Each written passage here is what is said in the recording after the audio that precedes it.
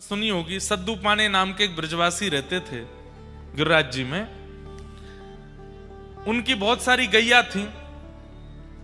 उनमें से एक गैया ऐसी थी, उसके दुग्ध में सुगंधी आती थी और वो गाय सद्दू पाने को अति प्रिय। और यही होता था, उसके जन्म लेने वाली बछिया के दूध में भी सुगंधी आती थी। तो कई लोग तो अपने घर में पूजन आदि करते तो सद्दू पानी से जाकर के दूध लेकर के आते वही गैया को, क्योंकि सुगंधित दूध है, वहां से ठाकुर जी को अभिषेक करेंगे। एक समय आया, वो गैया चरवे के काजे वन में जावे, गिरिराज जी पे जावे और लौट के आवे तो वहां के दूध नहीं। सद्दू पानी ने 4-5 दिन तो प्रतीक्षा करी। वहां के बाद ये दूध देनो क्यों बंद कर दियो, लगे कोई बड़ी प्रसिद्ध गैया है, कोई निकाल ले तो हो चोर। तो ऊपर जाके देखा तो वो गैया एक विशेष स्थान पर जाती हैं और अपने चारों थनों से दूध प्रवाह कर देती हैं। जब वहां जाकर के देखा उस गड्ढे में, तो श्रीनाथ जी की भुजा निकली हुई है। कुछ समय बाद जब श्री जी बाबा प्रकट भये गिरिराज जी से, तो कहते हैं अनेक वर्षों तक श्रीनाथ जी ने अन्न सेवन नहीं किया, रसोई की सामग्री नहीं पाई। श्रीनाथ जी केवल दूध पीते हैं, पे पी करके रहते हैं। और सद्दू पाने से कह दई, बोले अरे सद्दू पाने, जे तेरे गैयान के कुल में जो सुगंधित दूध देने वाली गैया है ना, ये पता कौन है? बोले कौन है? बोले हमारे नंद बाबा की 9 लाख गैयान में से एक गैया की वंशधर है, तो वही को वंशज चलो आ रहा है। या हमारे में तेरी गैया को दूध ना पीऊं, ये तो मेरी गैया है। सोचिए, सद्दू पाने के ऊपर श्रीनाथ जी की कृपा क्यों हो गई?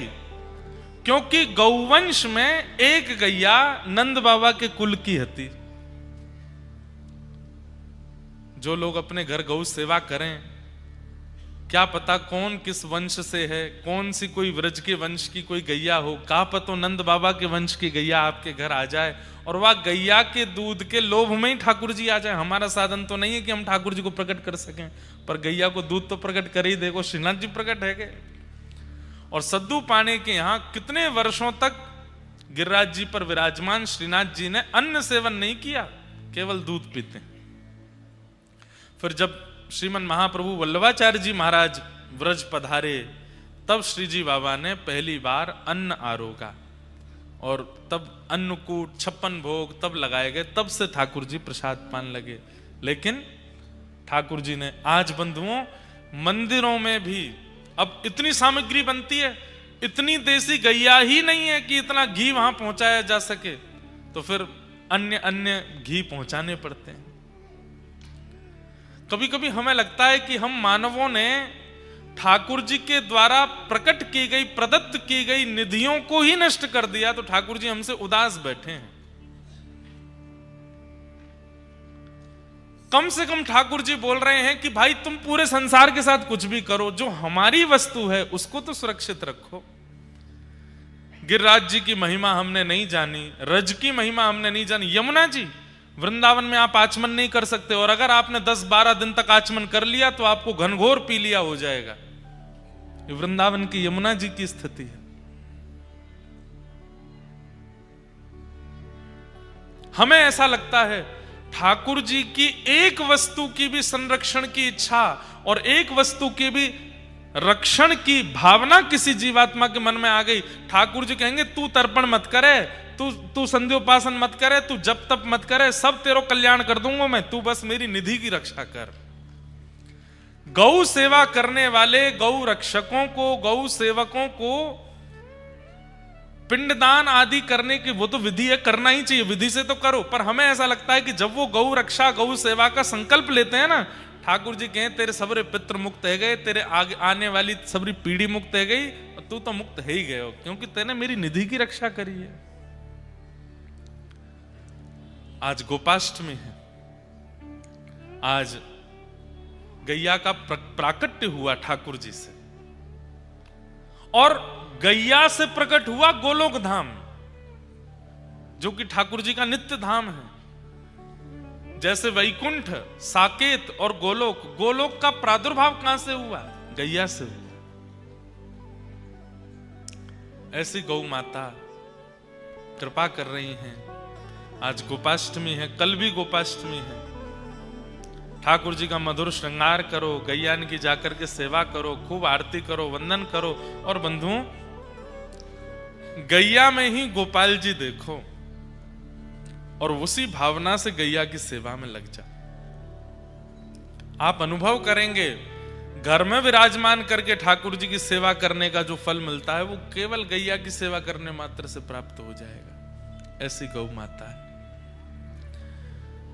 तो गैया के ठाकुर जी के अंग से गौ, ब्राह्मण और अग्नि तीनों प्रकट हुए, और तीनों का गोत्र भी एक ही है।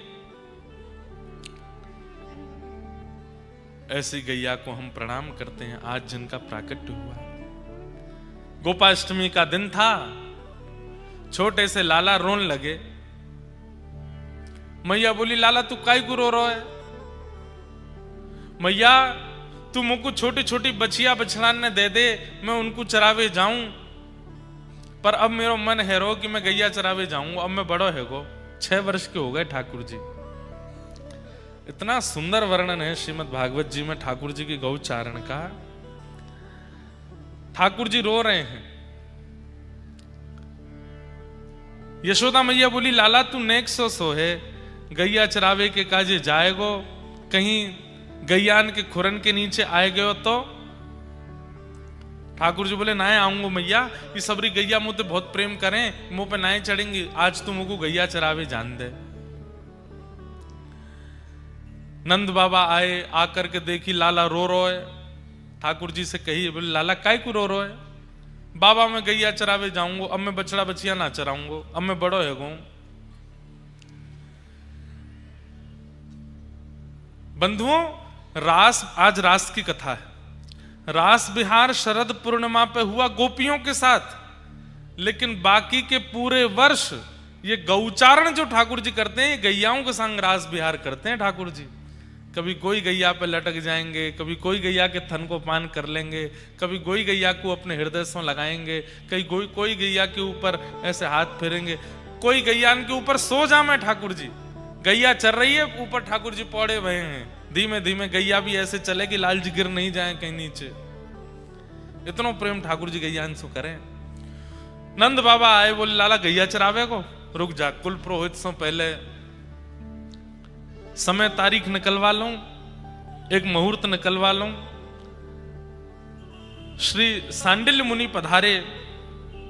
नंद बाबा ने निवेदन कियो, हे मुनिवर, लाला जिद कर रो गैया चराऊंगो, आपने एक पत्रक देख करके बताओ कौन सी बढ़िया तिथि है, शुभ मुहूर्त निकालो। बंधुओं, उस समय पे और कोई व्यापार नहीं था, या तो खेतीबाड़ी या फिर गैया चराओ, गैया के दूध घी आदि उनको विक्रय करो, उससे ही घर चलते थे। एक प्रकार से आज बड़े बड़े बिजनेसमैन के बच्चे जब उनका बिजनेस संभालते हैं तो बहुत उनको शाबाशी देते हैं। ऐसे ही गौ पालकन के बालक जब गैया पालवे लग जाते और गौचारण करने लगते तो बहुत बड़ा उत्सव मनता था ब्रजमंडल में। भैया इनको लाला सुगड़ है गयो, अब गैया चरावे को। ब्याह संबंध होते थे तो लड़की वाले पूछते, लड़का खाकर है? अजी हमारो छोरा तो सुबह उठ के स्नान ध्यान करके 8:30 बजे गैया ने लेके निकल जाए। 8:30 बजे निकल जाए? हाँ। कितनी गैया हैं? बोले 1000 गैया, कोई के 5000 गैया। नंद बाबा के तो 9 लाख गैया। तो जितनी ज्यादा गैया और जितना बढ़िया गौ सेवक उतना बढ़िया छोरा। जैसे आज यूं कहे ना कि वो चार्टेड अकाउंटेंट है, डॉक्टर है, बहुत बड़ा इंजीनियर है, आदि आदि। तो घर वाले लोग फिर बाकी की चीजों को नजरअंदाज भी कर देते। ठीक है, घर भले ही बड़ा नहीं है लेकिन बेटा डॉक्टर तो है, ब्याह कर दो। ऐसे ही पुराने समय में सोचते थे, भले ही खप्पर छप्पर के घर हैं लेकिन गैया चरावे लाला, ब्याह कर दो। छोरी भी अपनी सखीन ते मिले, बोले अरे मेरो ब्याह पक्को है गो है। कौन ते भाव? गैया चरावे नंदगाम में। अच्छा गैया चरावे, अरे बड़े ऊंचे घर में जा रही है। आज गऊ चराने वाले को बड़ा ऐसा समझ लिया गया है। अरे ये हमारे भारत का सबसे प्रथम व्यापार था गौ चारण करना, और सबसे श्रेष्ठ व्यापार था। गैया चराते हैं, घी निकालते हैं, दूध निकाल, फिर उनका विक्रय करवाते हैं। ऐसे ही घर चलते हैं। तो एक प्रकार से गैया चराने को मतलब है कि अब सुगड़ है गयो लाला। दूसरी बात, दाऊ दादा तो बड़े हैं, वो नंद बाबा के संग गैया चरावे जामे। एक दिन दाऊ दादा बोले, लाला अब मेरो तो तोते पहले ब्याह है जाए को। ठाकुर जी बोले, काय को? अरे तू ना जाने, ब्याह करवे वाले सबसे पहले यूं ही पूछे गैया चरावे कि नहीं। मैं तो जाऊं गैया चरावे, तू तो बछड़ा बछिया चरावे। छोरी वाले आमे भी हैं तो यूं सुन के कि बछिया चरावे सो चले जाए। वही रात ठाकुर जी रोए, बोले मैं गैया चराऊंगा अब। क्यों? मेरो ब्याह होएगा तब। दूसरे दिन सांडिल्य मुनि पधारे। नंद बाबा बोले, आप पत्रक देख के बताओ, शुभ मुहूर्त निकालो, लाला गैया चरावे को। सांडिल्य मुनि बोले, नंद बाबा तुम्हारो लाला तो बड़ो अद्भुत है। बोले क्यों? बोले मुहूर्त देख के ही रोवे। क्यों? बोले आज ही मुहूर्त है गैया चरावे को, आज गोपाष्टमी है। बोले ऐसा लाला है, मुहूर्त देख के ही रोवे। आज गोपाष्टमी को मंगल दिन है, आज के दिन ही गैया मैया को प्रादुर्भाव भयो। तो अब लाला सो पूजन कराओ, और पूजन कराए करके आज लाला को गैया चरावे भेज दो। आहा, ठाकुर जी आनंद में भर गए। बोले अब हम गैया चरावेंगे। और ठाकुर जी सबसे पहले तो यशोदा मैया नंद बाबा के साथ में गौ पूजन करने गए। गैया को पूजन किया, सींग में स्वर्ण और चांदी के छोटे छोटे सींग बनवाए करके जो ऊपर के भाग है वहां पर मड़वाए, वहां पर लगवाए। पामन में सुंदर पाजेब पहनाई, जैसे माताएं पहनती हैं वैसे चारों खुरन में पाजेब पहनाई। पाजेब पहना करके फिर हल्दी, चंदन और मेहंदी, इनमें हाथ बोर बोर करके गैया के ऊपर थापे लगा करके सुंदर श्रृंगार कियो। गैया के नेत्रन के पास में सुंदर चंदन की आकृति सो काजल जैसो लगायो है ठाकुर जी ने। वहां के बाद में फिर गैया के सींग के बीच में यहाँ पे पाग पहनाई। पाग पहना करके वहां में मोती जड़े हैं। सुंदर मैया ने एक साड़ी पहनाई है। ठाकुर जी खूब सारे मोर पिछ लेकर के आए, और मोर पिछ लेकर के जो यहाँ पाग बांधी है वह पाग के बीच में खूब सारे मोर पिछ लगा दिए। तो ऐसे मुकुट बन गयो गैया को। इतनी सुंदर गैया को श्रृंगार भयो। फिर मैया ने सुंदर सुंदर लडुआ बनाए, सुंदर खिचड़ी बनाई, सुंदर बड़ी बड़ी रोटला बनाए। सबन को ले जा करके लाला पवा करके आवे। हर गैया के चरणन में प्रणाम करके 2-2, 3-3, 4-4 परिक्रमा लगा करके ठाकुर जी सबको वंदन करें, सबके चरणन में प्रणाम करें। गौ पूजन कियो। बंधुओं, गैया जिस समय बालक को जन्म दे रही हो, बछड़ा बछिया को जन्म दे रही हो, और वो बालक पूर्ण रूपेण बाहर ना आया हो, उस समय यदि गैया की परिक्रमा कर ली जाए तो पृथ्वी परिक्रमा का फल प्राप्त होता है। क्यों? क्योंकि गैया दो मुखी हो जाती है। एक मुख तो आगे को है, और जब बालक को जन्म दे तो दूसरा मुख भी प्रकट हो जाए, तो दो मुखी गैया है जाए। वह समय यदि गैया की परिक्रमा कर ली जाए तो पृथ्वी परिक्रमा का फल प्राप्त होता है। और जिस समय वो परिक्रमा हुई उसी समय, जन्म से लेके उस समय तक के समस्त पाप नष्ट हो जाते हैं गैया की परिक्रमा करते। हम कहां तक बताएं, पूरे 7 दिन हमसे गैया की चर्चा सुनते जाओ। और आज जो हम व्यास बने बैठे हैं ना, हमने अपने जीवन में सबसे पहली कथा की द्वारिका में, गुजरात में। और द्वारिका में कथा करने के बाद फिर कथा नहीं हुई। कब तक कथा नहीं हुई? जुलाई में पहली कथा करी, मार्च तक कोई कथा नहीं हुई। लोग बाग जानते ही नहीं थे। पिताजी महाराज बोलते हम किसी से कहेंगे नहीं कि भाई इनकी कथा कराओ, कोई खुद कहेगा तो सुन ले।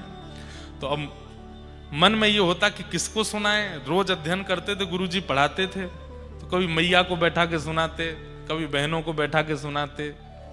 और घर वाले लोग जो होते हैं वो ज्यादा घास तो डालते नहीं वो तो उठ उठ के चले जाते, बोले हाँ ठीक है ऐसे बोलते। अब मैं रोज रोज सबको कथा सुनाने बैठा हूं तो सबके किसी के कोई बोर हो गया, कोई किसी का मन भर गया, ऐसे होता। तो हमने अपने गुरुदेव से प्रार्थना की, गुरुदेव कथाएं होती नहीं है अभी और घर वाले कोई सुनते नहीं है, किसको सुनाऊं मैं? तो हमारे गुरुदेव बोले, आपके पूज्य गुरुदेव पिताजी महाराज ने इतनी सुंदर गौशाला बनाई है, इतनी सारी गैया वहां हैं, वहां जाके गैयाओं को कथा सुनाए करो। और हमारा नियम सुनिए, सवेरे 3:30-4 बजे उठ जाते थे, स्नान करते और यही भागवत जी की पोथी हमारी, इनको लेकर के हृदय से लगा के बढ़िया, जैसे बटुक ब्राह्मण होता, तब 18-19 वर्ष की आयु थी, सुबह सुबह जाते गौशाला, कोहरा पड़ रहा है, सर्दियों का समय, वहां जाकर के गैयाओं के बीच में ही एक तखत लगाते, व्यासपीठ, बढ़िया सुंदर एक अंगीठी जला लेते कोयला की, थोड़ी नेकवा में से गर्मी सी आती रहती, और सवेरे सवेरे फिर वहां गैयाओं को कथा सुनाते। 1 दिन 2 दिन 3 दिन के अंदर तो गैयाओं को ऐसी आदत लग गई, अब तो अगर मैं 15-20 मिनट लेट रह जाऊं तो हमारे ग्वारिया बाबा फोन करते, बोले गैया रम्मा रही हैं, जल्दी आओ। वो अम्मा अम्मा अम्मा करके चिल्लाती, बोले व्यास जी क्यों नहीं आए अभी तक? हम जाकर के बैठते, जितनी सुबह सुबह सानी होती है गैयाओं की, तो सानी करके सब गैया बैठ जाती, ऐसे मुंह चलता रहता, झाग निकलते रहते, और कोई व्यास पीटते अपने सिर खुजा रही है, कोई ऐसे बैठी है, खूब प्रेम से वहीं कथा सुनाते। इतने भाव से कथा सुनती, जिस दिन घर परिवार के किसी उत्सव के कारण हमें बाहर जाना पड़ता और उस दिन कथा नहीं होती, उस दिन गैया 1-1 किलो कम दूध देती थी। बोले क्यों, आज कथा नहीं सुनी है? और जब हमने कथा सुनाई तो प्रत्येक गैया के थन में कम से कम 1-1, 2-2 लीटर दूध बढ़ गया कथा सुनने से, नित्य सुनती थी। कई बछड़ा बछियाओं के जन्म हुए कथा के बीच में, महीनों तक सुनाई, तो उनके नाम हम प्रसंगानुसार रख देते थे। एक का जन्म हुआ था जब जड़ भरत जी का प्रसंग चल रहा था, तो उसका बछड़ा का नाम जड़ भरत रखा। एक प्रसंग चल रहा था प्रहलाद जी का, तो प्रहलाद रखा। गोपियों के प्रसंग चल रहे थे तो फिर गोपी एक गैया को नाम धरो। एक श्री जी के प्रसंग में प्रकट भई तो वा को नाम श्री प्रदा रखो। ऐसे कई गैयान के नामकरण भी किए, और 2-4 गैयाओं ने कथा सुनते सुनते परम पद भी प्राप्त किया। एक गैया हमारी बड़ी वयोवृद्ध गैया, बहुत बूढ़ी है गई, और वो ही पूरी कथा सुनती सामने बैठ के। मैं वही के सामने ही मंच लगाता, क्योंकि वो हिलती डुलती ज्यादा थी नहीं, बैठी बैठी वहीं चारा पा लेती थी। तो पूरी कथा लगभग 15 दिन की कथा करी। 15 दिन में एक आवृत्ति होती थी। 7 दिन की कथा 15 दिन तक करते थे, तो 15 दिन की आवृत्ति पूरी हुई। नाम संकीर्तनम यस्य सर्व पाप प्रणाशनो प्रणामो, अंतिम श्लोक भागवत जी का बोला। उसके बाद हम व्यासपीठ से उतरे, गैया मैया को प्रणाम किया, बस घर के लिए निकले। ग्वारिया बाबा आए, बोले कि महाराज जी वो बूढ़ी वारी गैया मैया तो पधार गई। कथा सुनते सुनते परम पद भी हुआ।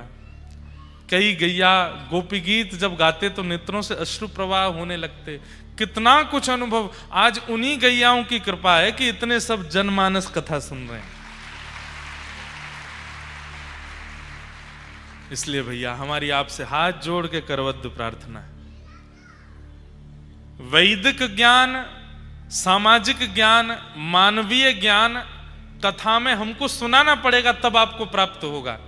पर निर्वैर भाव से, स्वच्छंद भाव से और भगवत भाव से आप गौ सेवा करने लगो, अपने आप समस्त ज्ञान आपके अंदर आने लग जाएगा।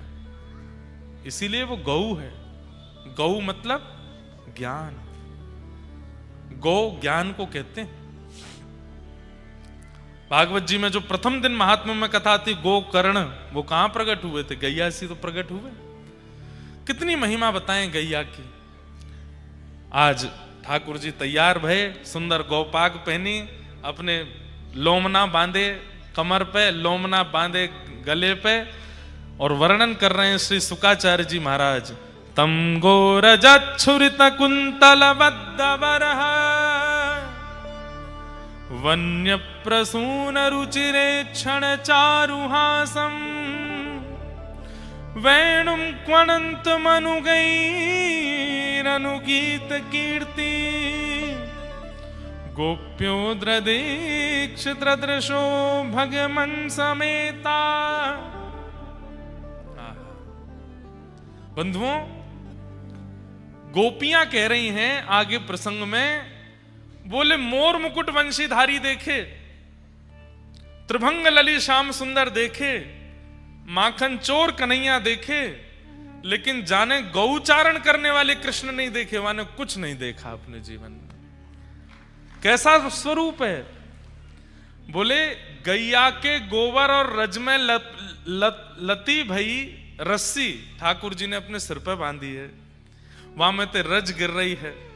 तम गो रजत छुरित कुंतल वद्दवर।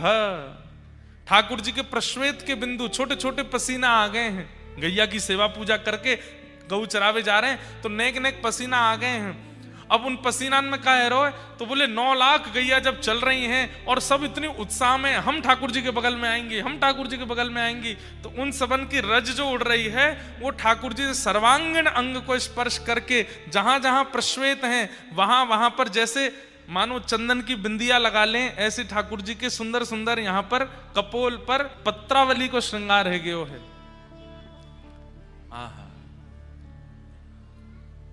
बंधुओं, वृंदावन में जब तक ठाकुर जी रहे सीधे खड़े नहीं हुए, न्यों ही रहे टेढ़े। क्यों? क्योंकि जैसे ही ठाकुर जी अपना एक चरण उठा के दूसरे चरण के बगल में रखे ना, तो सबरे ग्वाला यही ताड़ में रहे कि लाला अपना चरण टेढ़ो करे तो हम नीचे जाए करके सहारो बन जाएंगे। ठाकुर जी ऐसे आ जाए और यहां कोई ग्वाला आ जाए बाप ऐसे टेक धल ले, परंतु ग्वालान को गैया आने ही ना दे, बात पहले गैया आ जाए और गैया आकर के अपनो ये एक छवि आप लोग देखते हैं, उसमें पीछे गैया और आगे ठाकुर जी हैं। वो वास्तव में पीछे नहीं है गैया, ठाकुर जी को बगल में है। ऐसे टेक लगा के ठाकुर जी वंशी बजाते हैं गैया के ऊपर। वेणुम क्वणंत मनुगैरनुगीत कीर्ति। ठाकुर जी गैया पर ऐसे टेक लगा करके सुंदर वेणु का नाद करते हैं और उस वेणु का नाद सुनते ही समस्त गैया सबके आनंद की स्थिति अद्भुत हो जाती है।